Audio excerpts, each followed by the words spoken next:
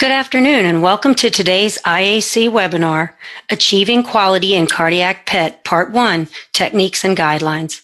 My name is Kelly Baer and I'm the Creative Design Manager with Marketing Communications at IAC.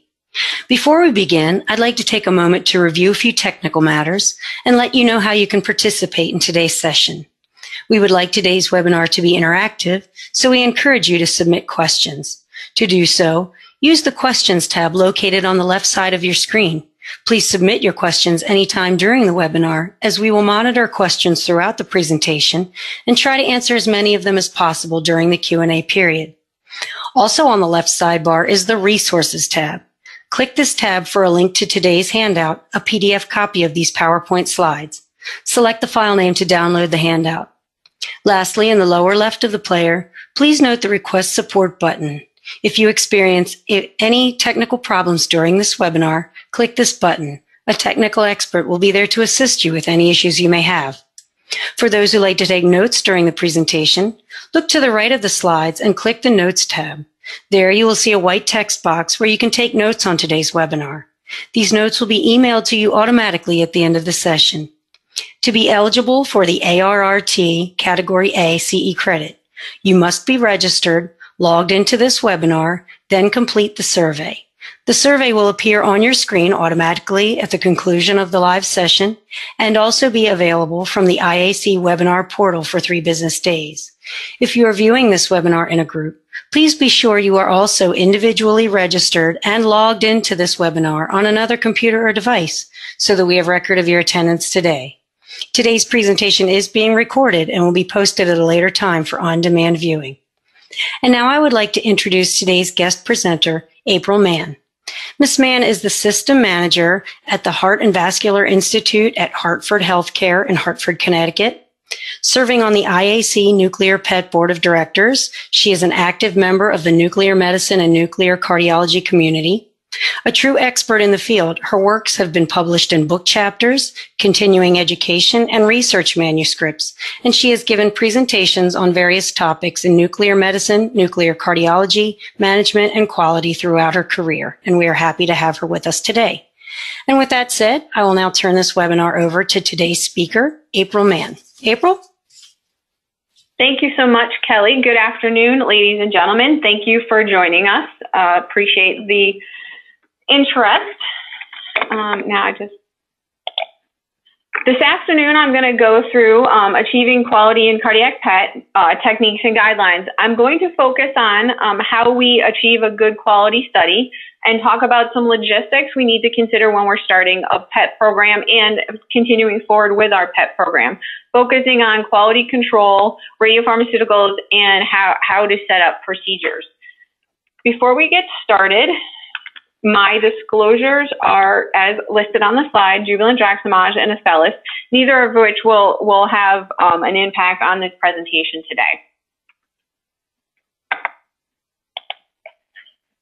To get started, we know that the use of stress myocardial perfusion imaging to evaluate and identify flow-limiting epicardial disease has been very well validated. There is extensive data in the literature that supports the use of myocardial perfusion imaging.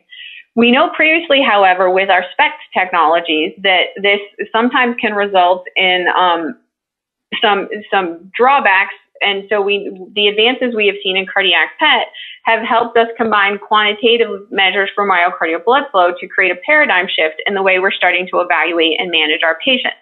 We especially see this now with the increase in the use of cardiac PET CT and being able to add calcium scoring in some situations, coronary CTA angiography as well.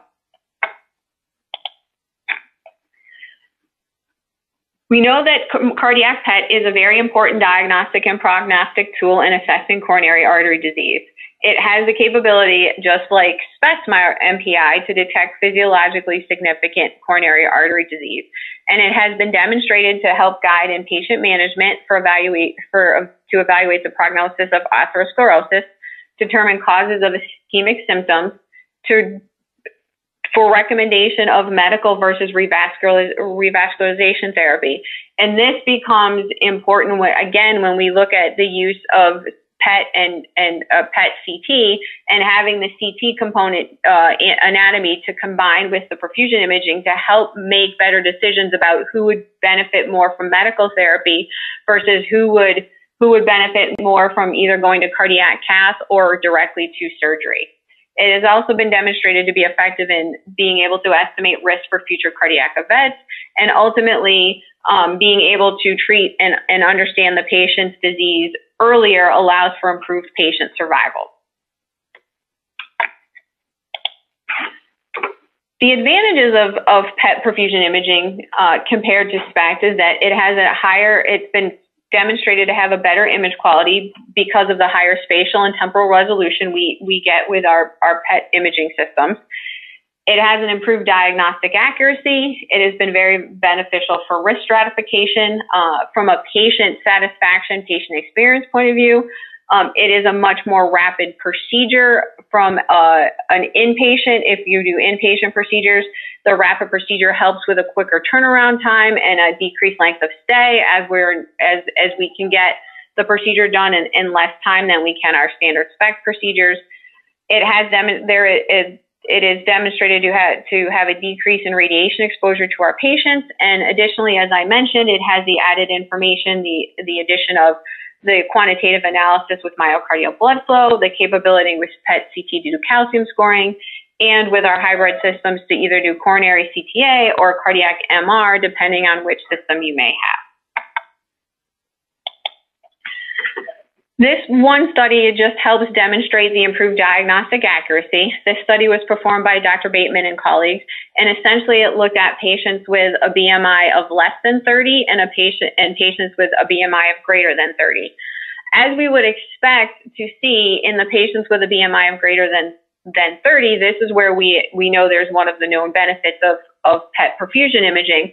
But in addition to that, there also was a benefit in diagnostic accuracy with those patients that have a BMI of under 30. So in either patient population, we see an improved diagnostic accuracy in our patients with cardiac PET.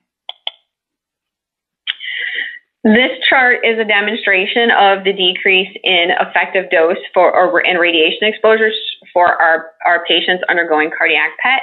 As you can see, the slide depicts the exposure, the millisieverts per patient for our rest and stress perfusion with rubidium as well as ammonia. And we see that those are generally in the 2 to 4 millisievert ranges versus when we compare to our standard stress-only perfusion imaging and our rest and stress, where we know we see averages up to 10 to 13 millisieverts still with most protocols that are being used nationally with myocardial perfusion SPECT. So again, having the added benefit for our patients of that decreased radiation exposure. Most importantly, with any procedure before we get started, to ensure that we have a high quality procedure, it is necessary to perform all of the appropriate quality control. We experience this and we are used to this and with our doing SPECT perfusion imaging. So similar to SPECT, we want to make sure that we are doing all of our appropriate quality control daily, weekly, monthly, and that to ensure that our system is always functioning properly before we go ahead and scan patients on our systems. One of the limitations that we see with PET, because of the varying systems out there, it's a little bit harder to determine specifically what are the quality control guidelines. As I'm going to present some of the data from the ASNIC guidelines, we also know that these are suggestions, and it is very important with PET to make sure that you are also referring to your manufacturer's guidelines and what are the suggested procedures specific to your imaging system that you have. So making sure that we're following what is in the guidelines is considered suitable and acceptable for most PET and PET CT systems. But again, remembering that the manufacturer may have additional recommendations for specific systems that should be followed for our quality control. The reasons why we perform quality control on our PET systems is the same as why we would do it on our SPECT systems, is to verify the operational integrity of the system, to make sure that our crystal detectors are functioning appropriately, that all of the acquisition electronics are converting the gamma rays to light and into our events appropriately are being captured, that we're consistently maintaining a high image quality to minimize any chance for artifacts that we can introduce into our procedures, to catch problems prior to scanning a patient versus having to rescan it versus doing a procedure and finding out that there was something wrong with the system and having to rescan the patient. And of course, with PET, different than SPECT, if we perform the procedure and then recognize that there was something wrong with the quality control, it will require us to have to complete the stress and injection of that patient again, a little bit different than SPECT, where if we have scanned the patient, we can rescan them on another system. Making sure that we're maintaining our quantitative accuracy for the calculations we're doing, and again, to eliminate any unnecessary or repeat scans that we might have to do due to a system not functioning properly. The first set of quality control requirements are specific for and recommended for dedicated PET imaging devices, as well as for the PET portion of a PET CT system. So upon delivery, and if you have any major hardware upgrades, you want to make sure that you're using acceptance testing following the new NU 2012 guidelines. These are federally published guidelines and should be followed. Making sure that you're doing daily QC as recommended by the vendor, specifically for the attenuation blank scan, phantom, and phantom scan that's deemed necessary. Weekly or at least monthly, depending on manufacturer's recommendations, making sure we're doing sensitivity and overall system performance testing, and that at a minimum annually that we are doing accuracy, scatter fraction, accuracy of attenuation correction, image quality, and measurement specified, again, by the manufacturer. And as I mentioned earlier, all these charts are taken directly from the PET guidelines published in the Journal of Nuclear Cardiology for those interested in having these for your records or for policy. Looking at the CT, if you have PET CT, we have to remember that not only do we have to do quality control on the PET component of the system, we also have to do quality control on the CT component of the system. These procedures listed in this table should be suitable for most CT systems as well, in addition, again, to following the manufacturer's recommendation, and there may be some other additional testing required. So it's very important to make sure that you're checking with your manufacturer on what should be done. But at a minimum monthly, the CT component should have a calibration and a field uniformity test performed. In addition to having to perform the PET CT as well as the CT QC, we want to make sure that we're following these similar recommendations for these combined procedures when we're doing evaluation of these PET CT units. So we want to do our water phantom QA, our tube warm-up, air calibrations, and then our water phantom checks that looks at slice thickness, accuracy, and positioning monthly. Again, these recommendations are found in the guidelines for reference. Continuing, the other quality control we want to make sure we're performing with our PET and our CT is to determine that the PET and CT are functioning collaboratively with each other. So first is our registration test to make sure that the CT and the PET image are registering appropriately. This becomes different than patient movement. If the CT and PET components are not registered, then our attenuation maps will not be appropriate, and we could end up introducing artifact into our perfusion study. And acceptance testing, and I apologize, this slide should have been updated with the 2012. Those are the latest rendition of this document, but these are our NEMA performance measures that should be performed. These are available on the web that we can look them up. But to make sure that before the scanner is accepted and used, that we have run all of NEMA performance measures. These tests make sure that the camera meets specifications published by the manufacturer. It also provides documentation of limitations and allows for a standard set of measures to track over time. So if you do acceptance testing and there seems to be something wrong with the system, if you reperform the testing, you can pinpoint what may be going on with the system. So again, another very important document to make sure we're looking at and following with our PET CT systems, PET systems, just like with our SPECT system. So to kind of put it in a table mode when we're doing our PET CT scanners for QC, we want to make sure that our daily checks include our blank scan or our phantom, that we are doing our CT calibration. Weekly, we are doing our registration, our spatial resolution, and our sensitivity testing. Monthly, we are doing distortion testing, making sure we're doing setup and normalization, and then our CT Hunfield units for our density calibrations. And annually making sure that field service is coming in and running the annual CTQC that is required to be performed on all systems. And again, for reference, all of these can be found in the guidelines listed as in the reference on the slide. To review what we're doing when we do a blank scan, we are looking for block malformations in the crystal systems themselves. This generally takes about a 5-minute acquisition. It is performed with a 68 germanium line source. We also, in addition, want to do our CT warm-up and calibration, our number accuracy, and then our image noise.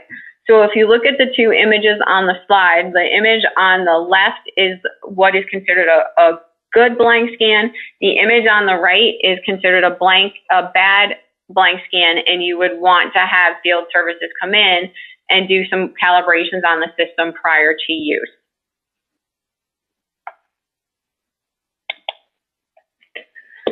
In addition, we want to make sure that we're doing an evaluation of scanner consistency. We should be looking at the sinograms to look for apparent streaks or for hot or cold streaks.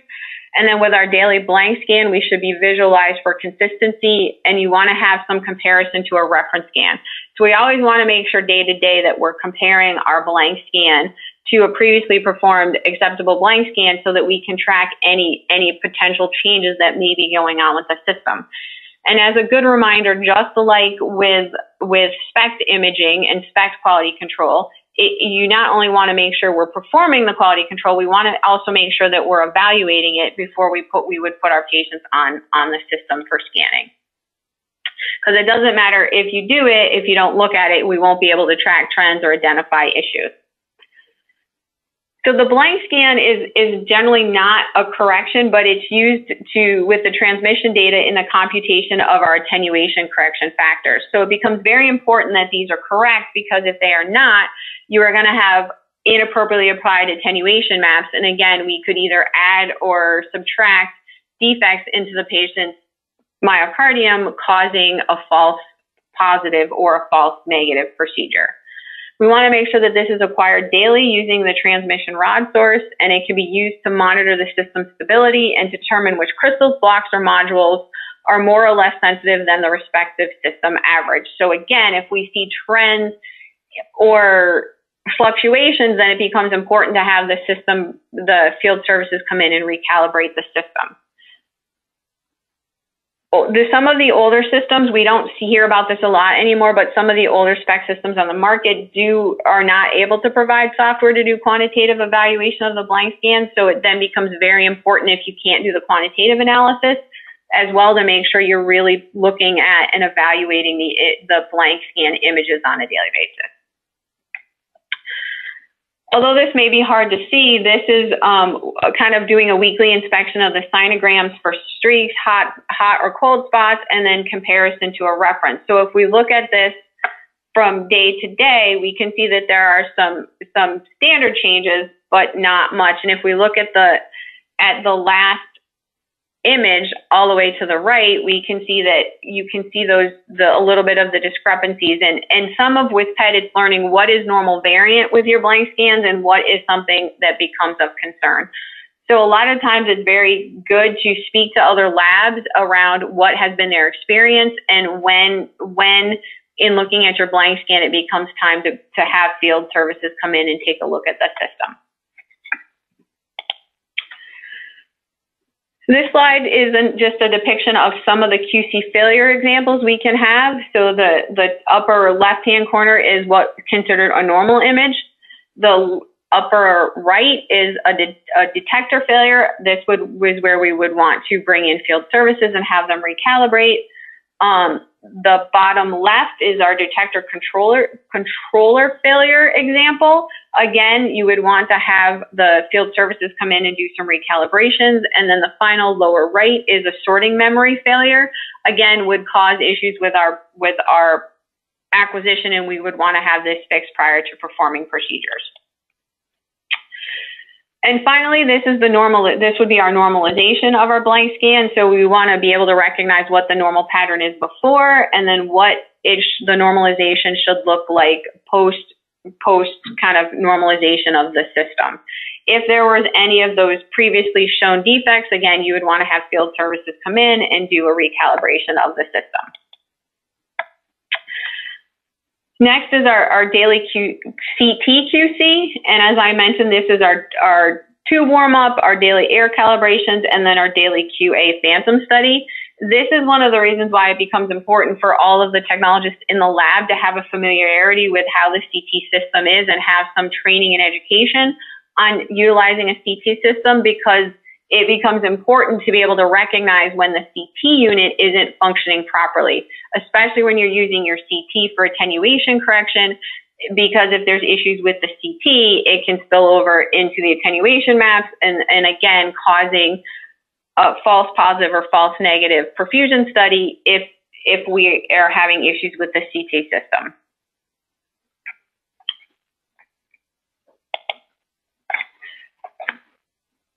Next is our scan water layer, where we're doing our measurements of our Hunsfield units and also evaluating for any types of artifacts, whether it's ring artifacts, whether there's any issues with our air calibrations and our CT unit.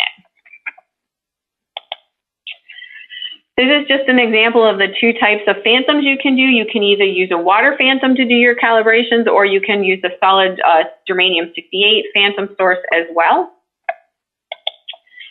Our weekly QC should it consist of our single gain update, our high count rate blank scan, similar to the daily check. Generally, this can take typically 30 minutes. Again, is important to make sure that we're performing this so we can detect any issues with the system. It also allows us to do our weekly image registration for our PET CT systems to make sure our PET and our CT images are overlaying appropriately. And it allows for spatial resolution text, mainly specifically for the CT component of the system. Weekly sensitivity, again, based on NEMA guidelines, it's to provide recommended procedures for the measuring of the system. It'll help us detect subtle changes that may occur over time. It also helps us identify any dramatic changes that may represent an issue with hardware or software malfunctions from week to week. These should not be performed any less than monthly, regardless of manufacturer's recommendation. The guidelines recommend that these should be performed at a minimum monthly. And some systems have a method of tracking sensitivity as part of daily QC as well, but in addition, you want to make sure that you are doing these other sensitivity tests. This is just an example of a resolution test that was done on one system. And again, what we want to do is evaluate, if we look from the top left through the bottom right, looking at the ability to detect the small areas of change to be able to detect our resolution. And obviously, if some of these circles weren't detectable, then we would want to have the system recalibrated to ensure that we are able to see change in perfusion patterns on our patients. And then finally, our combined QC, first of all, is our registration. Again, this is used to make sure that the images are reflective in the same 3D location of objects being imaged between our CT and our PET. It helps to look at misalignment that may be because the PET or the CT are not coincided with each other, or the slices are not on the same plane. Again, this is going to create defects that are different than what we may see if the patient were to move during a procedure, and we will see these with every patient if this is not corrected appropriately. And this becomes important because the components are not imaged at the same time. So what happens is the bed has to travel between the CT acquisition and the PET acquisition. So it becomes extremely important, again, to make sure that these are aligned appropriately. And we also want to make sure that we don't have errors in co-location that happen during the image fusion.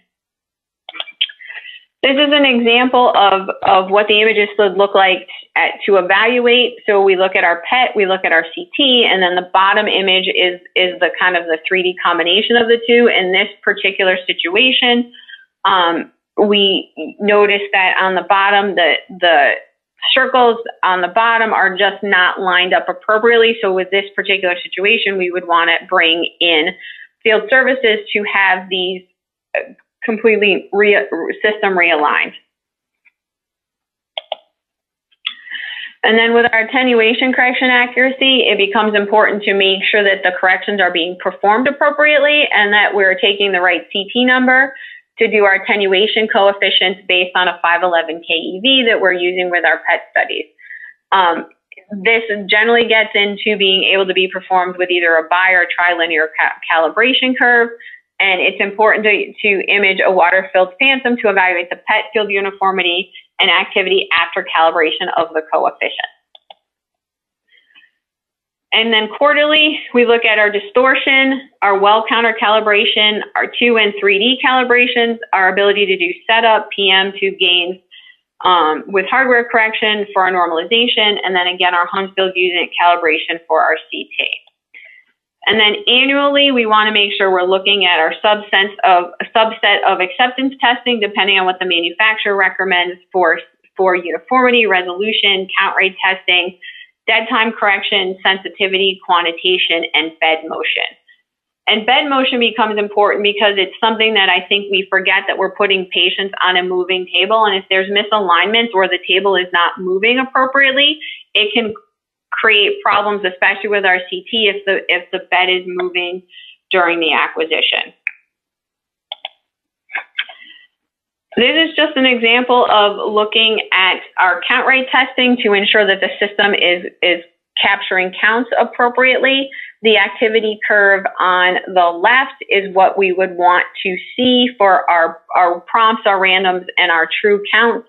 The activity curve on the right, where we see that big dip, is an indicator that there is an issue with our count rate and our acquisition parameters, and we want to have the system recalibrated in order to be able to acquire images appropriately.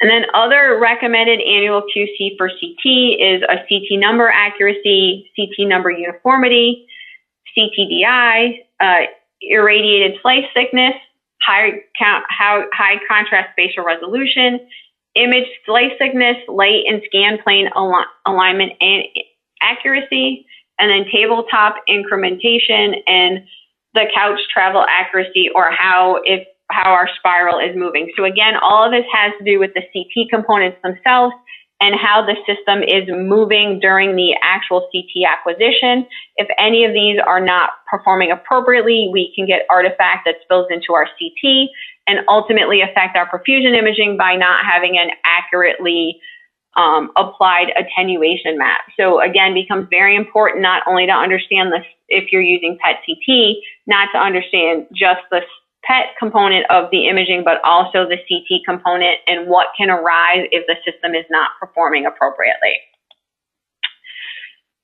And then again, looking at annually standards from the industry, making sure that we are using our NEMA standards, that we are looking at any other standards specific from the manufacturer, and then always referring to the ASNC SNMMI guidelines for PET imaging as well when we're looking at setting up a program and what we should be doing for QC.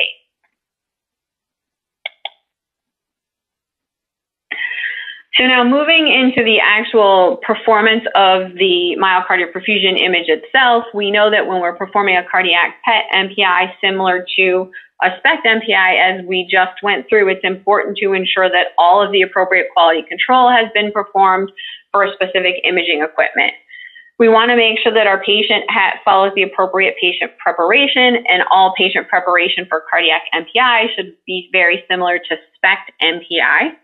We want to make sure that we are following all contraindications for performing exercise, and pharmacologic stress should be applied depending on what isotope you're using and what procedure you're performing. We want to make sure that our specific protocol differences for stress are related to the protocols for the isotopes being used. So again, making sure we're understanding the protocol and that we're applying the appropriate protocol based on our system, and then our acquisition parameters will be specific to the imaging system. And as I go through the guidelines, they are set up to meet standards for each one of the differing imaging systems.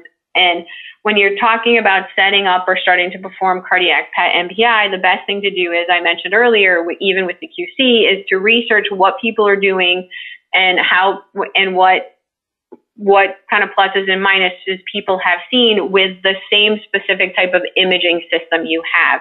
You always want to make sure that you're communicating with people that have a similar imaging system in order to ensure that the protocols you're setting up are appropriate. So first and foremost, it becomes important to understand the cardiac PET tracers and how they work. Well, we know when we talk about tracers, it's important to make sure that all desirable tracers for myocardial perfusion imaging have a high extraction rate. They should have a linear relationship with myocardial uptake and blood flow. They should have a low extracardiac uptake and myocardial redistribution. They should be easy to label, and they should be stable once they're labeled.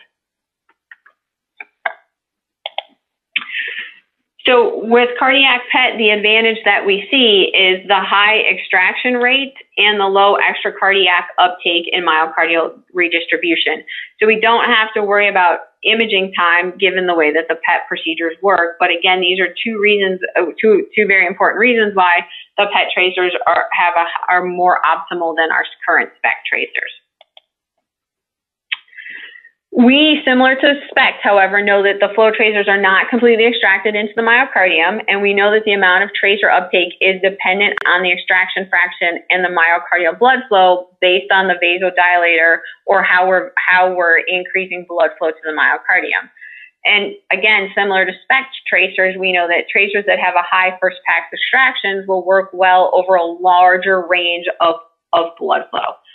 So kind of what does that mean for us? Well, all tracers should be linear between myocardial blood flow and uptake during rest. We should see that blood flow increases during stress, and as the tracer starts to uptake, it has that roll off, it'll have that same plateau effect as our SPECT tracers. So again, this plateau effect, just like our SPECT tracers, can vary a little bit between each tracer agent, and we want to make sure that we're understanding what that effect is and how it's going to affect our image quality and our image testing, and then what those differences we should expect between our rest and our stress. This graph is just an example of how each one of our tracers does between our SPECT and our SPECT tracers. Now, as we would expect, O15 water has a completely linear relationship with blood flow because it is an oxygen tracer. However, O15 water is not FDA approved to be performed with cardiac PET in the United States, and there are some limitations with performing that procedure. Interestingly enough, thallium-201 is still considered one of the best myocardial blood flow tracers in relation to myocardial extraction rate compared to handling increases in blood flow. However, we do know with the inaccurate image or the limitations we have with image quality with thallium, as well as the increased radiation exposure, it is not considered a reliable tracer at this day and age to be used for myocardial perfusion imaging. The next two tracers that are considered optimal are N13 ammonia and our rubidium-82. As we can see, they both have a nice relationship with myocardial blood flow, and then we can see where technetium sestamibi falls. And if we were to plot tetraphosmin on this curve pretty much would track almost identical to the technetium sestamibi and just fall just a little bit underneath that curve. So in comparison, we know that when we're looking at increases in myocardial blood flow, the PET tracers have better kinetics in when we're doing myocardial perfusion imaging in performance of the extraction fraction and looking at myocardial blood flow. N13 ammonia has been widely used for over 30 years. One of the limitations of N13 ammonia is it depends on logistically, whether or not, number one, requires either an on-site cyclotron or a lab that can provide it commercially to be in very close proximity, given the close to 10-minute half-life. If you are going to consider using ammonia, there are some options on the market to bring cyclotrons into your facility. One of the things to keep in mind with ammonia is if you are, once you produce it, you become a manufacturer, therefore you are required to follow standard SOPs. So there are levels of regulation in your lab that you would also have to follow if you had a cyclotron on site. As I said, with getting it commercially, there are lots of places in the country that do get ammonia commercially.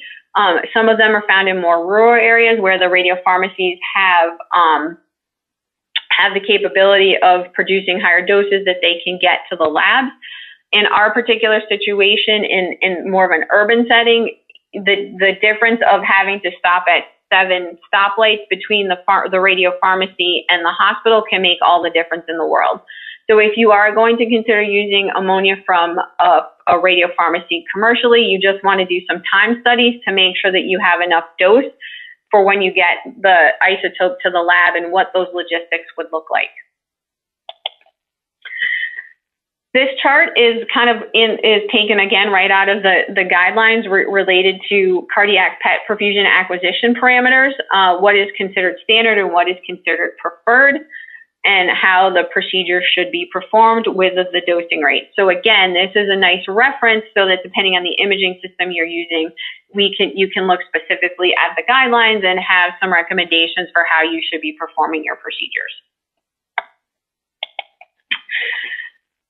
Rubidium-82 is currently right now considered the most widely available and used agent to perform myocardial perfusion imaging. It is a potassium analog that's produced commercially with the available generators. It is made by decay of strontium-82.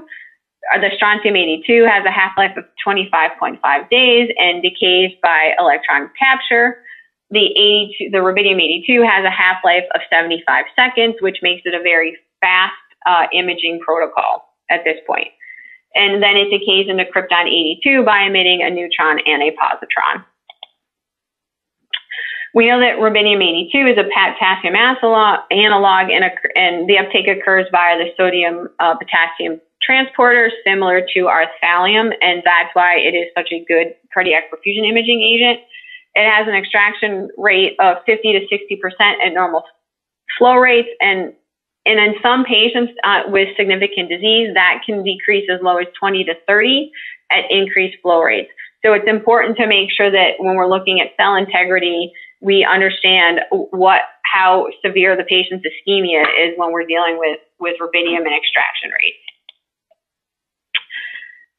It does, similar to ammonia, but it's much easier to use, is it requires an 82 rubidium on-site generator and delivery system. There are 2 current systems that are available on the market, and the generator and the delivery system have to match each other so that the generator itself is made by the specific manufacturer to be used in their specific imaging and their specific delivery system. And then depending on what system you're using will depend on whether or not you will replace your generator in a 4 to 7 week cycle. The table shown on this slide is the table that evaluates rubidium stress myocardial perfusion imaging for BSO and LSO PET imaging systems. So again, becomes very important to maximize the recommended standards for your specific imaging system when you're performing cardiac PET. These guidelines include whether you're doing 2D scanning, 3D scanning, and what the recommended dosage is based on the specific imaging system.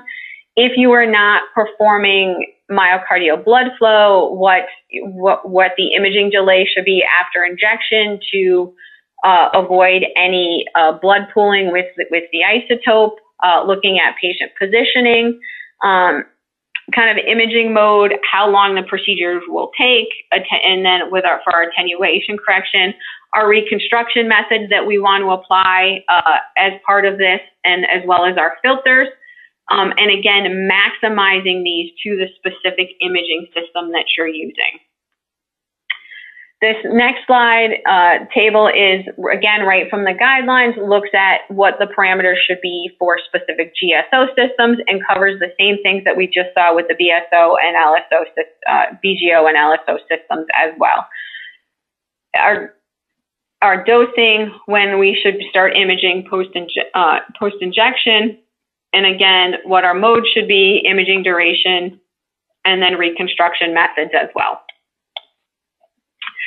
This is just one example of a procedure that can be used to perform cardiac MPI imaging.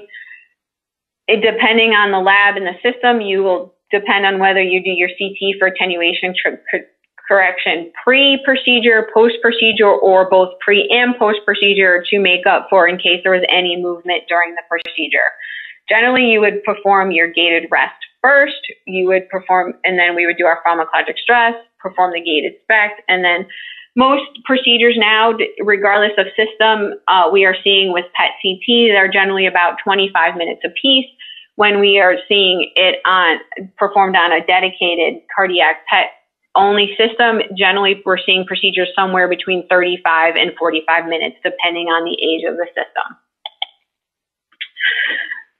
Kind of now to kind of come into the home stretch and talk about where we really can affect quality outside of our making sure our QC is performed and we're performing our protocols appropriately, is how and what are our considerations for logistics when we're performing cardiac PET and what we need to have available. So first and foremost, we really need to think about our scheduling. Different than SPECT imaging. Generally, we are doing our stress study at the exact same time as we're doing our rest study. So what does your lab setup look like? What do you have availability for physicians or MA or nurse or who's performing your stress test? And if you're a lab that generally has a physician available that does stresses between 8 and noon, you're going to limit the availability of how many PET studies you can do based on how the procedures are going to work. So what is that going to look like? Are you sharing your camera with oncology, or is it a standalone cardiac study? If you are sharing it with, if you're sharing the camera with oncology, how are you going about setting up those procedures? Are you going to do block time? Are you going to filter the cardiac studies in between the oncology studies? And then what does that setup look like? In our lab, what we've been able to do is we have the schedule set up so that if we're doing a cardiac study, then the time that the patient arrives to the lab is our patient prep time, or the time that the patient would get FDG for their oncology study, and then the scan time is the same whether it then becomes an oncology study or a cardiac study for camera time. So again, looking at those logistics and ensuring that we are doing the right thing based on our staff. And then regardless of what rubidium delivery system you're using, make sure that the staff is fully trained to understand how to perform the quality control on that delivery system, and that they understand the logistics of how that is used, how the injection happens, and how dosing is set. Another consideration is with equipment. How are we going to monitor our patients? Are you going to buy a separate stress cart that is going to be separate from your treadmills, that is housed in the PET room, that will be standalone and stay there? Or are you going to wheel one of your stress carts from your stress lab when you're doing cardiac PET? Obviously, logistically, depending on what you have available and how you do that is going to be wanted to take into consideration. Making sure that you have an automatic blood pressure cuff so that you can be managing and measuring the patient's blood pressure during the infusion time, post-stress, and during the acquisition, so that we don't have to be in the room with the patient. Making sure that you have radiolucent leads and leads wires for the performance of CT, so we don't introduce any artifacts or arcing from leads that are not CT compatible.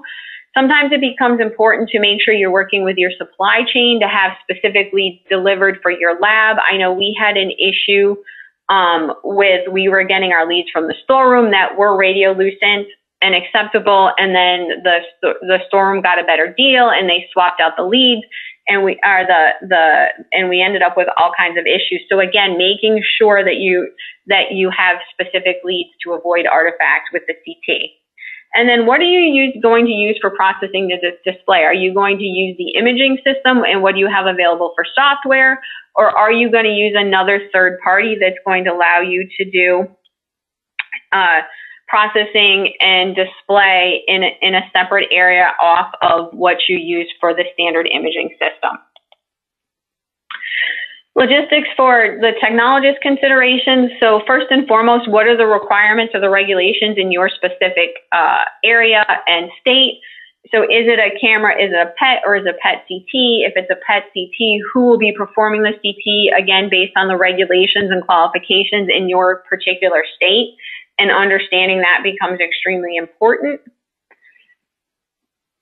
And then from a stress considerations point of view, again, who's going to be prepping and supervising the stress test? Do you have fellows? Do you have exercise physiologists? Is it physicians? Is it advanced practitioners? And how are you working out the schedule? Again, going from a 1-day or a 2-day type of system to performing kind of back-to-back stress tests all day long on a cardiac PET system. And then making sure that any staff that is performing stress tests, whether it be nurses or MAs or exercise physiologists, that there is some retraining done and that they have a comfort level with understanding that different than when we perform a SPECT myocardial perfusion study. They're used to being in the room with the patient post-injection with PET. They can't do that. So having a comfort level that we're monitoring our patients appropriately and the staff that's performing the stress test understands the importance of that and how we're managing things. So kind of in summary, to wrap this all up from beginning to end, it is very important with cardiac SPECT in order to get a high quality study, first and foremost, to ensure that there is the appropriate education and training for both technologists and physicians when we're initiating and continuing a cardiac PET program. Understanding the quality control, what needs to be performed, what is recommended, how all of this needs to fit with your very specific imaging system, and that it is optimized to the tracer you're using, whether it's ammonia or rubidium, and then if it's rubidium, which delivery system you have, and understanding how that specific delivery system will work. For our cardiac PET tracers, we know that they do offer better diagnostic accuracy and will reduce our radiation exposure compared to SPECT. And then ensuring that our cardiac PET protocols, again, are optimized to the specific imaging equipment that we're using. And when this is done appropriately, these procedures become very easy to perform and are completed in less time compared to our standard SPECT. Kind of increasing our throughput and decreasing our length of stay in our inpatient population. So with that, I'm going to thank you all very much for your attention this afternoon. Thank you. And at this time, we'll begin the Q&A session. From IAC, I'd like to introduce Maria Costello, IAC Director of Accreditation for Nuclear PET. She will be assisting us with the Q&A session today. Maria, would you like to start us off? Sure. Thank you, Kelly, and thank you, April, for that great presentation. It was very thorough and interesting. We do have a few questions that came in. The first one is, how many millisieverts do patients get from the CT part of the acquisition? So it depends on there. So that's a kind of it depends question. It depends on your specific CT system. It depends on how many slices it is, and it also depends on if you're doing calcium scoring or if you're also doing coronary angiography. So a little bit difficult to understand without knowing the specifics of the protocol. If you're doing it just for attenuation correction, the thought is that the millisieverts are less than 1. So if we're looking at our rubidium or ammonia, which is 2 to 4, the thought is adding the CT, you're still going to be in that 2 to 4.5 range. But then again, depending on what else you're doing with the CT and the system can depend on what the actual millisieverts from the CT is going to be. I know that's not specific, but that's kind of the best answer that I can give. Okay. Thank you. And then the next question is, concerning the slide combined QC, is this information also relevant for germanium-68 attenuation correction systems? So there are some other specifics to follow.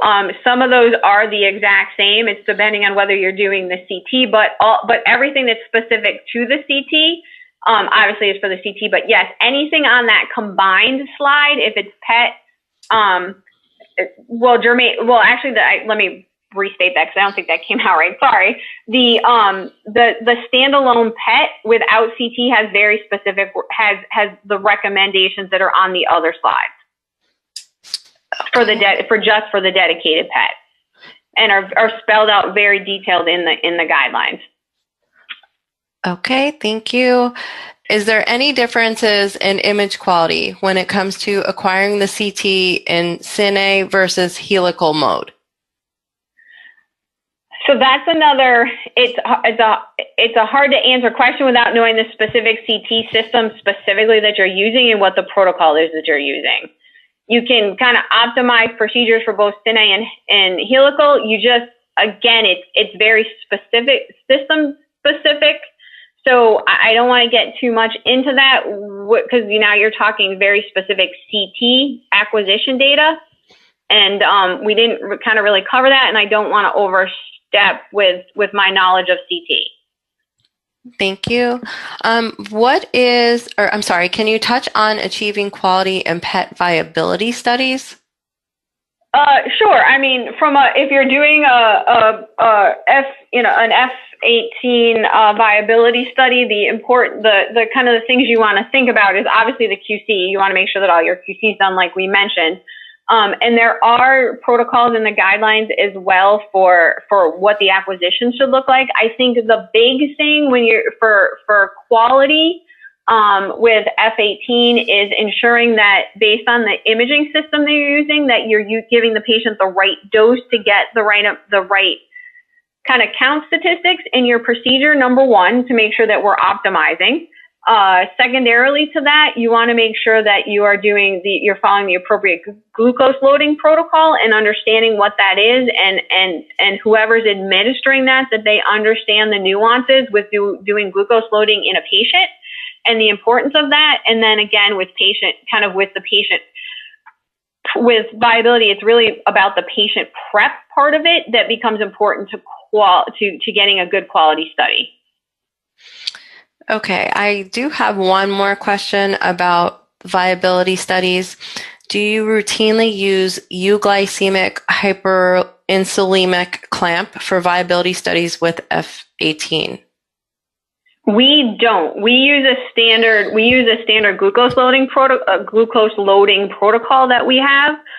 So I really can't speak a bunch about the clamp protocol because I'm not very familiar with it. Okay, that's all the questions we have for today. Thank you again. Thanks again, everyone, for attending today.